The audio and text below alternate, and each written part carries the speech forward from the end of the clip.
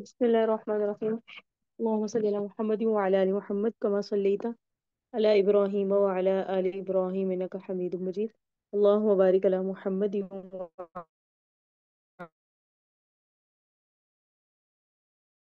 وعلى آل محمد كما باركت على إبراهيم وعلى آل إبراهيم ولا تعسر وتمم بالخير وبك نستعين یا فتاح یا فتاح یا فتاح۔ کیونکہ ہم نے جو سبق پڑھنا ہے طالبات، اس کا ہے تعلق نبی صلی اللہ علیہ وسلم کے خاندان کے ساتھ، اور آپ کی جو منگل کی کلاس ہوگی اس میں ہم یہی چیزیں پڑھا کریں گے کہ خاندان نبوی صلی اللہ علیہ وآلہ وسلم کا تعارف، یعنی نبی صلی اللہ علیہ وسلم کے خاندان کا تعارف۔ اس میں بہت سارے پوائنٹس ہیں، اور یہ جو پوائنٹس ہیں نا، یہی گویا نبی صلی اللہ علیہ وسلم کی سیرت ہے۔ اور سیرت جو ہے، میں نے پچھلی دفعہ بھی اس پہ تھوڑی سی بات کی تھی، آج دوبارہ اس سے شروع کرتی ہوں کہ مسلمانوں نے سیرت مقدسہ پہ جتنی توجہ دی ہے وہ دنیا کے لیے ایک حیرت انگیز چیز ہے۔ جو مسلمان ہیں نا، انہوں نے نبی صلی اللہ علیہ وسلم کی سیرت پہ بہت توجہ دی ہے۔ علیحدہ بات ہے ہم نہیں دیتے، لیکن نبی صلی اللہ علیہ وسلم کی سیرت پہ ریسرچ بھی بہت کی گئی ہے۔ اور مولانا شبلی نعمانی رحمہ اللہ فرماتے ہیں کہ مسلمانوں نے نبی صلی اللہ علیہ وسلم کی زبان کا ایک ایک حرف، حرکات، سکنات کی ایک ایک ادا اور حلیہ مبارک کے ایک ایک خد و خال کا عکس لیا ہے۔ اس پوائنٹ کو یاد رکھیں۔ مولانا شبلی نعمانی کیا فرماتے ہیں کہ مسلمانوں نے نبی علیہ السلام کی زبان کا بھی ایک ایک حرف، حرکات، سکنات اور ایک ایک ادا، اور نبی علیہ السلام کا حلیہ اور اس کی ایک ایک خد و خال کا عکس لیا۔ کتنا مشکل ہے، لیکن ہمیں اپنے گھر میں یاد نہیں ہوتا، اپنے والدہ کا ہی نہیں ہوتا، لیکن نبی صلی اللہ علیہ وسلم پر اتنا زیادہ ریسرچ کیا گیا، تحقیقات کی گئی۔ دوسری جگہ ہی یہی مولانا شبلی نعمانی کا اگر میں تھوڑا تعارف بتاؤں تو انہوں نے سیرت کی کتابیں لکھی، اور ان کی سیرت النبی ایک کتاب ہے جو کافی مشہور بھی ہے، مولانا شبلی نعمانی۔ تو یہ فرماتے ہیں کہ مسلمانوں کی اس فکر کا قیامت تک کوئی حریف نہیں ہو سکتا کہ انہوں نے اپنے پیغمبر کے حالات، واقعات کا ایک ایک حرف اس قدر پوری تحقیق کے ساتھ محفوظ رکھا ہے کہ کسی شخص کے حالات آج تک اس جامعیت اور احتیاط کے ساتھ قلم بند نہیں ہو سکے، اور نہ ہی آئندہ توقع کی جا سکتی ہے۔ یہ ایک معجزہ ہے۔ یہ کیا ہے؟ یہ نبی صلی اللہ علیہ وسلم کی ذات کا ایک معجزہ ہے کہ حضور علیہ السلام کے حالات اتنی جامعیت اور احتیاط کے ساتھ محفوظ کیے گئے ہیں کہ قیامت تک اس کا کوئی ثانی نہیں ہے کہ کسی اور کی ذات پر، کسی اور پرسنالٹی پہ اس قدر تحقیق کی جائے جتنی نبی علیہ السلام پر کی گئی ہے۔ یہ دو کال کن کے میں نے ابھی آپ کے سامنے عرض کیے؟ مولانا شبلی نعمانی کے رحمہ اللہ۔ یہ پوائنٹس لکھتی جائیے گا اپنے ساتھ۔ آکسفورڈ یونیورسٹی کے مشہور عیسائی تھے، انہوں نے نبی علیہ السلام کی سوانح عمری کا آغاز ان لفظوں سے کیا، یعنی جب انہوں نے نبی علیہ السلام کی سیرت لکھی، مارگولت ان کا نام لکھا ہوا ہے، انہوں نے جب نبی علیہ السلام کی سوانح لکھی، آپ علیہ السلام کی عمر یعنی حضور کی سیرت لکھی، تو انہوں نے کہا کہ نبی علیہ السلام کی سیرت نگاروں کا سلسلہ طویل اور نہ ختم ہونے والا ہے، تاہم اس میں جگہ پانا باعث عزت و شرف ہے۔ یعنی حضور علیہ السلام کی سیرت پہ کام اتنا زیادہ ہو چکا ہے، اور اتنا زیادہ سیرت نگاروں کا لمبا اس میں ذکر ہے، کیونکہ سیرت حضور کی سیرت پہ اتنی زیادہ کتابیں لکھی گئی ہیں کہ اس میں اپنے آپ کی جگہ پا لینا باعث عزت و شرف ہے۔ یعنی آپ کا بھی اس میں شمار ہو جائے، یہ آپ کے لیے عزت اور شرف کی بات ہے۔ سیرت النبی کے ساتھ ساتھ مسلمانوں کی وابستگی اور غیر مسلمانوں کی دلچسپی کا اس بات سے اندازہ ہو سکتا ہے کہ مسلمانوں نے تو وابستہ رہے اپنے نبی علیہ السلام کے ساتھ، لیکن جو غیر مسلم تھے انہوں نے بھی نبی علیہ السلام کی جو سیرت ہے اس پر دلچسپی کا اظہار کیا۔ یعنی انہیں لگا کہ اس کو پڑھ کے اس میں کچھ نکات ایسے ہیں جو بہت ضروری ہے، اور پڑھنے کے قابل ہو، نہیں پڑھیں گے تو اپنا ہی نقصان ہے، لیکن ایک اچھی معاشرت گزارنے کے لیے انہوں نے نبی علیہ السلام کی سیرت پڑھی ہے۔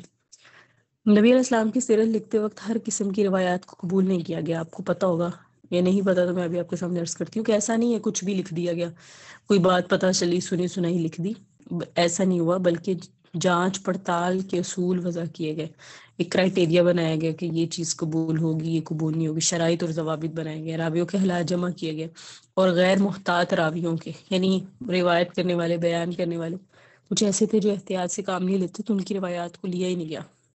یہی علامہ شبلی نعمانی رحمہ اللہ کے قول کے مطابق وہ فرماتے ہیں کہ اس سے زیادہ کیا عجیب بات ہو سکتی ہے کہ نبی علیہ السلام کی افعال اور اعمال کی تحقیق کی غرض سے آپ کے دیکھنے اور ملنے والوں میں سے تقریباً 13,000 افراد کے نام اور حالات قلم بند کیے جا چکے ہیں. یعنی صحابہ کرام میں سے بعض وہ جنہوں نے حضور علیہ السلام کی عمل کو ذکر کیا، بعض وہ جنہوں نے نبی علیہ السلام کو دیکھا اور ملے، ان میں سے جنہوں نے حضور پر تحقیق کی، یعنی جنہوں نے حضور صلی اللہ علیہ وسلم کے اعمال اور افعال دیکھے، ان میں بھی 13,000 افراد ہیں جن کے نام آتے ہیں. تو کیا دنیا میں کسی شخص کے رفقا سے اتنے لوگوں کے نام اور حالات پر مبنی اسماء اور رجال جیسی عظیم علم کی بنیاد پڑی؟ یعنی نبی علیہ السلام کی سیرت لکھنے والوں کے اوپر بھی کتابیں لکھی گئی ہیں. نبی صلی اللہ علیہ وسلم کی سیرت ملت اسلامیہ کے لیے ایک نمونہ ہے. دور حاضر کی دشواریوں اور ضروریات میں بھی سیرت النبی ہمارے لیے دنیا اور آخرت دونوں کے لیے خیر و برکت اور کامیابی کا ذریعہ ہے. آواز ٹھیک آ رہی ہے؟ اگر نہیں آ رہی تو مجھے چیٹ میں بتا دیں.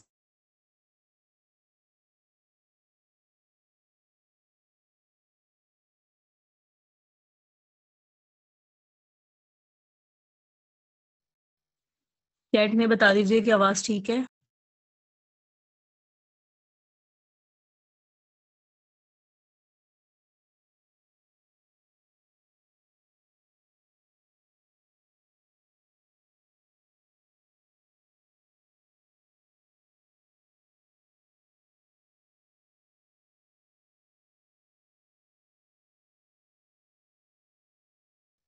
ٹھیک ہے.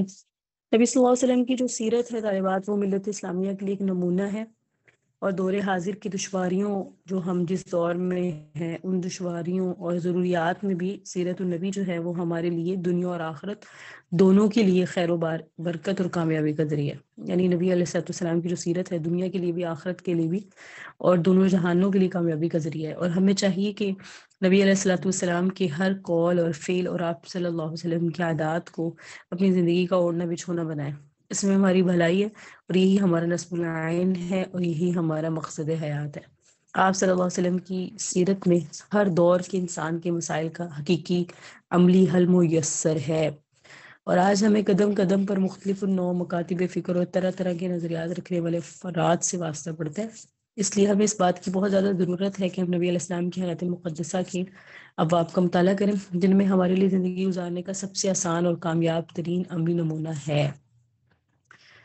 آپ صلی اللہ علیہ وسلم کی نبوت کو اور رسالت جو ہے وہ ہماگیر آفاقی کائناتی اور دائمی اور ابدی ہے. یعنی آپ کو پتہ ہے کہ کچھ مسائل ہیں جن میں ہم اختلاف کر سکتے ہیں، حدیث میں اختلاف ہوتا ہے، کہتے ہیں جو ہے یہ معاملہ ہے وہ معاملہ ہے، لیکن سیرت سب کی ایک ہے، اس میں کوئی مکاتب فکر نہیں ہے، سب ایک ہے، متفق ہے، اس میں کوئی یہ نہیں ہے کہ مختلف لوگ ہیں. سیرت النبی صلی اللہ علیہ وسلم آج معاشرے میں جو بے چینی ہے، نہ ہمواری ہے اور انتہا پسندی ہے اور عدم اطمینان ہے، وہ محض تعلیمات سیرت کریم سے لا علمی اور بے عملی کی وجہ سے ہے.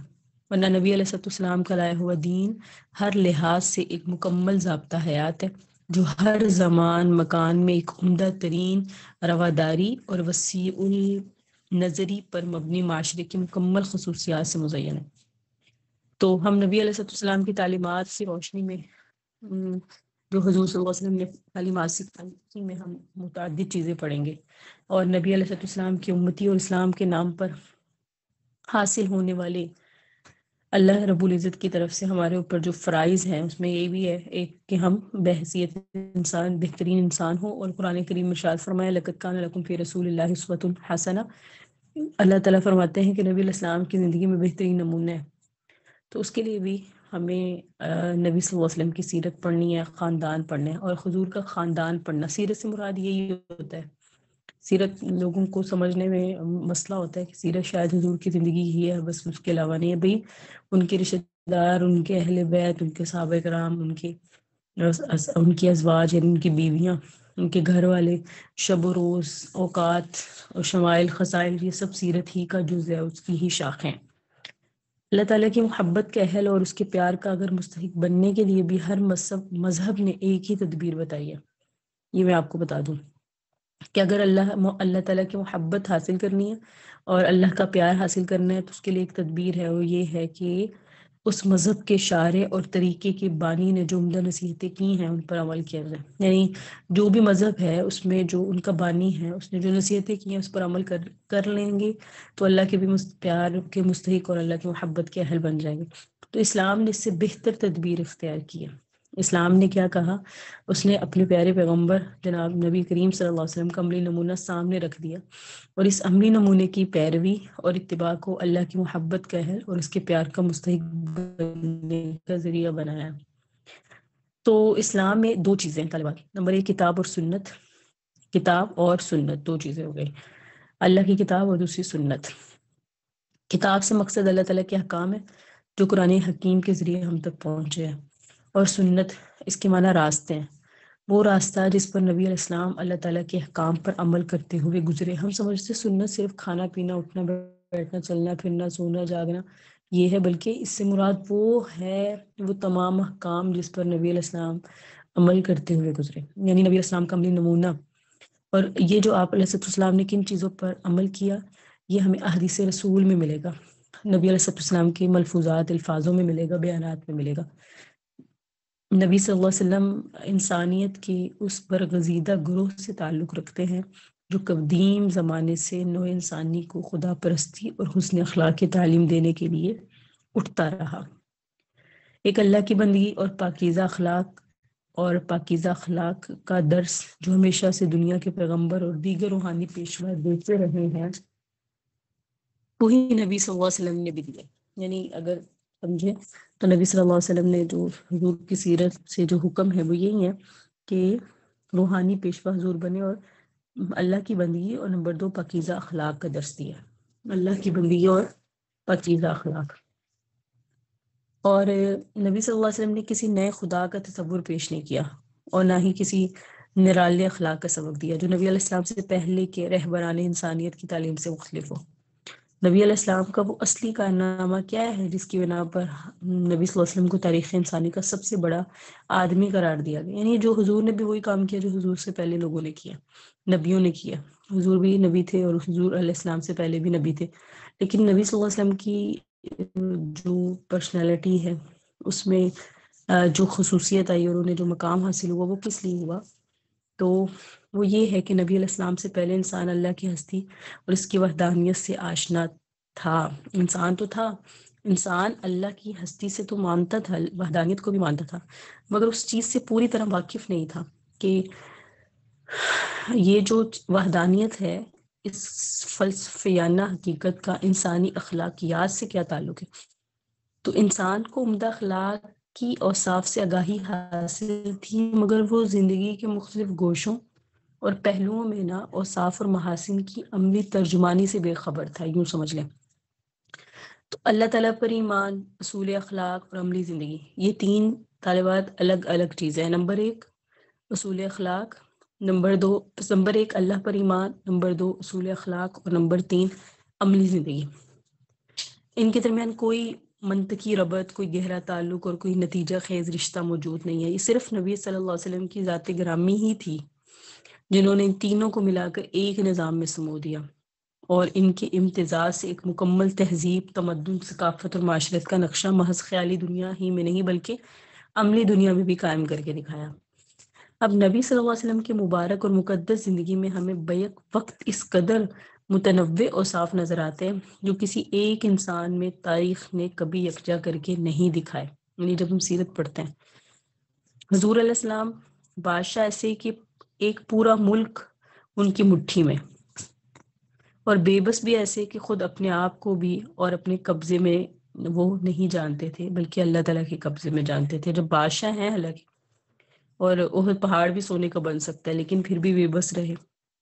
دولت مند ایسے کہ خزانوں کے خزانے اونٹوں پہ لدے ہوئے آپ علیہ السلام کے دارالحکومت میں آ رہے ہیں، اور اس کے باوجود مہینوں ان کے گھر میں چولہا نہیں جلتا تھا، اور کئی اوقات آپ علیہ السلام فاقے میں گزار دیتے تھے، جبکہ ہیں کیا دولت مند. سپہ سالار ایسے کہ مٹھی بھر نہتے آدمیوں کو لے کر ہزاروں آدمی جو ہیں ان سے کامیابی حاصل کر لیں لڑکے، ایسے جان باز اور بہادر. اور صلح پسند ایسے کہ ہزاروں پرجوش جان نثاروں کی ہم رکابی کے باوجود صلح کے کاغذ پہ بے غیر چو چرا کے دستخط کر دیے. صلح حدیبیہ میں جو ہم نے پڑھا اور بہادر ایسے کہ ہزاروں کے مقابلے میں تن تنہا کھڑے ہو جائیں، اور نرم دل ایسے کہ کبھی نبی صلی اللہ علیہ وسلم نے انسانی خون کا ایک قطرہ بھی اپنے ہاتھ سے نہیں بہایا۔ با تعلق ایسے کہ سارے جہاں کی آپ صلی اللہ علیہ وسلم کو فکر، اور بے تعلق ایسے کہ اپنے اللہ کے سوا کسی اور کی یاد آپ کو نہیں آئی۔ آپ صلی اللہ علیہ وسلم نے اپنے کو برا کہنے والوں سے کبھی بدلہ نہیں لیا، اپنے ذاتی دشمنوں کے حق میں ہمیشہ دعائے خیر کی، لیکن اللہ تعالیٰ کے دشمنوں کو کبھی معاف نہیں کیا۔ این اس وقت جب آپ کو شاہ عرب کہہ کر پکارنا چاہتے ہوں، یعنی صحابہ کرام آپ کو شاہ عرب کہنا چاہتے ہوں، وہ کھجور کی چھال کا تکیہ لگائے کھردری چٹائی پہ بیٹھے درویشانہ نظر سے سب کو دیکھ رہے ہیں۔ این اس وقت جب عرب کے طرف سے آ کر آپ صلی اللہ علیہ وسلم کے صحن مسجد میں مال اور اسباب کا انبار تھا، لیکن آپ کے گھر میں فاقے کی تیاری ہو رہی تھی۔ این اس عہد میں جب جنگی قیدی مسلمانوں کے گھروں میں لونڈی اور غلام بن کے آ رہے تھے، تو فاطمہ بنت رسول جا کے نبی علیہ السلام کو اپنے ہاتھوں کے چھالے دکھاتی ہیں جو چکی پیستے پیستے ہاتھوں میں پڑے گئے تھے، اور انہیں کام کرنے کے لیے کوئی خادمہ نہیں مل رہی تھی۔ صحن مسجد کا کیا حال تھا کہ مال اور اتنا تھا اس وقت کے غلام اور لونڈیاں جو ہے نا وہ بک رہی ہیں، لیکن گھر کا یہ حالات ہے۔ میں اس وقت جب آدھا عرب آپ کے زیر نگی ہوتا ہے، حضرت عمر فاروق حاضر دربار ہوتے ہیں، ادھر ادھر نظر دوڑا کے کاشانہ نبوت کے سامان کا جائزہ لیتے ہیں، تو کیا دیکھتے ہیں کہ آپ ایک کھردری چٹائی پہ آرام فرما رہے ہیں، اور جس میں اتھر پہ چٹائی کے بانوں کے نشان پڑ گئے ہیں، اور ایک طرف مٹھی بھر جو رکھے ہیں، ایک کونٹی پہ مشکیزہ لٹک رہا ہے۔ نبی علیہ السلام کی گھر کی کل کائنات دیکھ کے نا حضرت عمر رو پڑے اور سبب دریافت کیا، اور کہنے لگے کہ اللہ کے رسول، اس سے بڑھ کر رونے کا اور کیا موقع ہوگا کہ کیسر و کسرا تو باغ اور بہار کے مزے لوٹ رہے اور آپ پیغمبر ہو کے اس حالت میں۔ تو فرمایا اے عمر، کیا تم اس پہ راضی نہیں کہ کیسر و کسرا دنیا کے مزے لوٹیں اور ہم آخرت کی سعادت؟ سبحان اللہ۔ نبی علیہ السلام نے ایمان سے اخلاق اور اخلاق سے زندگی کے تمام شعبوں کا تعلق بہت قائم رکھا ہوا تھا۔ یہ آپ کے اقوال اور اعمال سے بالکل واضح ہوتا ہے کہ آپ علیہ الصلوۃ والسلام ایمان سے اخلاق کے درجے پہ پہنچے اور اخلاق سے زندگی کے تمام شعبوں تک پہنچے، اور یہ ہی نبی صلی اللہ علیہ وسلم کے افعال ہیں، اقوال ہیں، اعمال ہیں۔ اگر آپ تاریخ کا مطالعہ کریں تو آپ صلی اللہ علیہ وسلم نے اپنی باتوں کو صرف باتوں ہی کی حد تک نہیں رکھا، بلکہ عمل کی دنیا میں ایک پورے ملک کے نظام تمدن، سیاست، تہذیب اور معاشرت کو انہی بنیادوں پر قائم کر کر کے دکھا دیا۔ آپ کا یہی وہ کارنامہ ہے جس کی بنا پر آپ نوع انسانی کے سب سے بڑے رہنما ہوئے۔ جب ہم کہتے ہیں کہ وہ محسن انسانیت تھے، رحمت للعالمین تھے، نبی علیہ السلام ایسے نظام حیات کے داعی تھے جو ازل سے ابد تک انسانیت کے لیے رہنما اور معلم ہے، تو محض یہ الفاظ ہی نہیں ہیں، بلکہ ہم پہ ذمہ داری عائد ہوتی ہے کہ الفاظ کے متعلق کی حقیقتوں کا اظہار اپنے معاشرے کے وجود سے کریں۔ دیکھیں، اسلام صرف ہمیں عبادات کا حکم نہیں دیتا، بلکہ معاملات بھی اس کے نظام حیات کا جزو اعلیٰ ہے، اہم جز ہے۔ جو شخص معاملات میں خراب ہوگا وہ عبادات میں دیانتدار نہیں ہو سکتا۔ نبی علیہ السلام کا معجزہ آپ علیہ السلام کی سیرت ہے، اور کسی بھی پیغمبر کا معجزہ ہے، جو معجزہ ہوتا ہے نا وہ سیرت ہوتی ہے، جو انسانوں کی سیرت پر اپنی چھاپ لگا کر معاشرے میں انقلاب لے آتی ہے۔ نبی صلی اللہ علیہ وسلم کا سب سے بڑا معجزہ آپ صلی اللہ علیہ وسلم کی سنت ہے، طور طریقہ، رہن سہن اور برتاؤ۔ آپ کے لائے ہوئے انقلاب سے پہلے عرب کا بدو راہزن تھا، بعد میں رہبر کے منصب پر فائز ہوا۔ اس سے پہلے وہ قتل و غارت کا خوگر تھا، لیکن بعد میں وہ عفو و رحمت کا پیکر بن گیا۔ اس سے پہلے وہ خود پرست تھا، بعد میں وہ خدا پرست ہو گیا۔ اس سے پہلے وہ جاہلیت کا پیکر تھا، اب وہ معرفت کا درس دینے لگا۔ اس سے پہلے وہ نسب اور خاندان کا اسیر تھا، اب وہ بین الاقوامی سفیر بن گیا۔ اس سے پہلے وہ آتش فشاں تھا، اب وہ گل بادماں بن گیا۔ اور لطف تو یہ ہے کہ اتنے عظیم و شان معاشرتی انقلاب کے پیچھے کوئی فوج اور کہہ لیں سپاہی نظر نہیں آتے تھے، صرف اللہ کی کتاب اور نبی علیہ السلام کی نگاہ اور کردار تھا۔ دنیا میں برپا ہونے والے تمام انقلابوں کے مقابلے میں انقلاب محمدی اپنے جلوں میں بشریت کا لہو اور اس کی ذلت نہیں، بلکہ انسانیت کی آبرو ہے اور اس کی حرمت لے کر آیا ہے۔ اس کے برپا ہونے سے موت کا اندھیرا نہیں چھایا بلکہ زندگی کا سپیرا طلوع ہے. اس نے حسن اور محبت کے جو بوٹے اگائے وہ کسی جنگ عظیم اول دستہ ثابت ہوا. ہم صلی اللہ علیہ وسلم کی میں بتایا آواز ٹھیک آ رہی ہے؟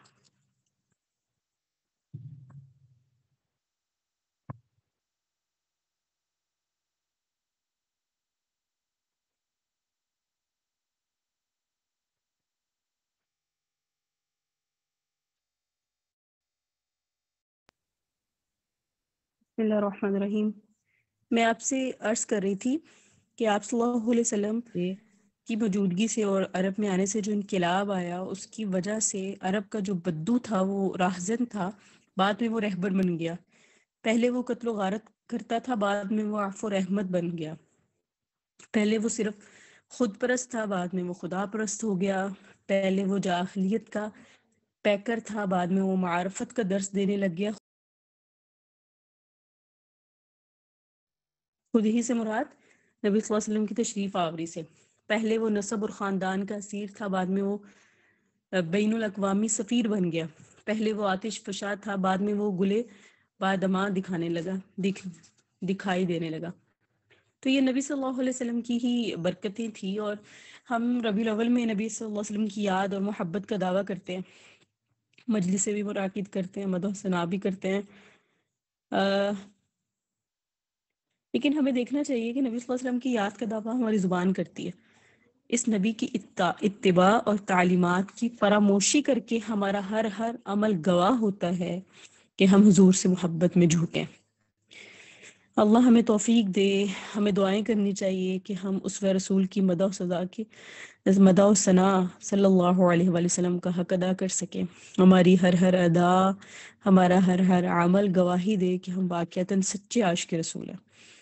اللہ تعالی ہمیں توفیق دے اور ہمیں نبی صلی اللہ علیہ وسلم کی روشن تعلیمات پر عمل پیرا ہونا ہمارے لیے آسان بھی.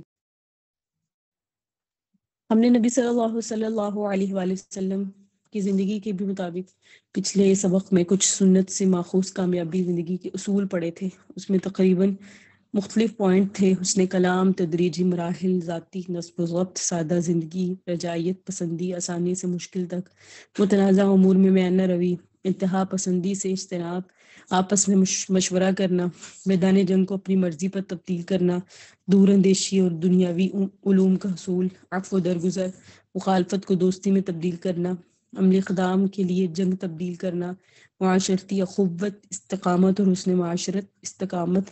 یہ ساری چیزیں وہ ہیں جن کا تعلق ہے جو ہمیں ملتے ہیں پوائنٹس نبی صلی اللہ علیہ وآلہ وسلم کی زندگی سے. یہی حضور صلی اللہ علیہ وسلم کی سیرت ہے. خاندان نبوت کو ہم نے پڑھنا ہے، اور خاندان نبوت میں سب سے پہلے پڑھیں گے ہم خواتین. اور خاندان نبوت کی جو خواتین ہیں اس میں ہیں نبی صلی اللہ علیہ وسلم کی دادی. آپ کو معلوم ہے کہ نبی صلی اللہ علیہ وسلم کی جو دادی ہیں ان کا نام کیا تھا؟ ان کا نام تھا فاطمہ بنت عمر. فاطمہ بنت عمر. اور یہ حضرت عبد المطلب کی بیوی اور حضرت عبداللہ بن عبد المطلب کی والدہ اور نبی صلی اللہ علیہ وسلم کی دادی تھی. حضرت فاطمہ کے سگے بھائی وہب بن عمر تھے. حضرت فاطمہ کے جو سگے بھائی تھے ان کا نام تھا وہب بن عمر. اور یہ فاطمہ کون ہے؟ یہ فاطمہ بنت عمر نبی صلی اللہ علیہ وسلم کی دادی ہیں. اور یہ جو فاطمہ بنت عمر ہیں ان کے بھائی کا نام تھا وہب بن عمر. تو کہا جاتا ہے ان کے جو بھائی تھے یہ بہت شریف تھے. تعمیر کعبہ کے موقع پر بھی یہ شریک تھے. جب نبی علیہ السلام کی عمر 35 برس تھی اور قریش نے کعبہ کی اسیر نو تعمیر پر اتفاق کیا تھا، اس موقع پر ابو وہب بن عمر وہ شخص تھا جس نے کعبہ کا ایک پتھر اس وقت نکالا جب قریش کعبہ کو ڈھانے پر متفق ہو گئے تھے. اس نے کہا تھا کہ اے گروہ قریش، اس کی تعمیر میں اپنی پاک کمائی کے سوا کوئی چیز داخل نہ ہونے دینا. اس میں حلال حرام کمائی کا پیسہ بھی نہ لگاؤ، صرف حلال کمائی ہو، سود کی کمائی نہ ہو، کسی پہ ظلم کر کے حاصل کی ہوئی چیز داخل نہ کی جائے. تو یہ وہب کا جو کریکٹر ہے اس سے یہ سمجھ آتی ہے ان میں اتنی سمجھ بوجھ تھی. تو یہ وہب جو ہے یہ حضرت فاطمہ بنت عمر جو نبی صلی اللہ علیہ وسلم کی دادی ہیں ان کے بھائی ہیں. فاطمہ بنت عمر نے اپنے بھائی ابو وہب کی بیٹی عاتکہ بنت وہب سے اپنے بڑے بیٹے زبیر بن عبد المطلب کی شادی کی تھی. اپنے بڑے بیٹے زبیر بن عبد المطلب جو نبی صلی اللہ علیہ وسلم کے کیا لگے؟ کیا لگے حضور یہ زید بن عبد المطلب نبی صلی اللہ علیہ وسلم کے؟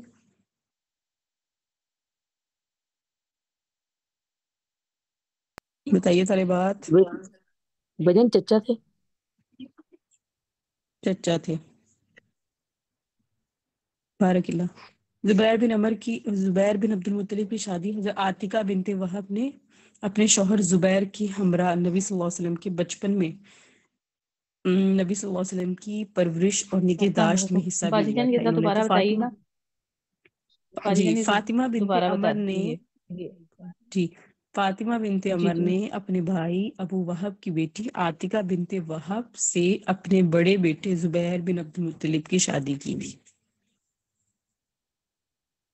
یعنی فاطمہ بنت عمر نے یہ جو بھائی تھے جن کا بھی ہم نے پڑھا ابو وہب،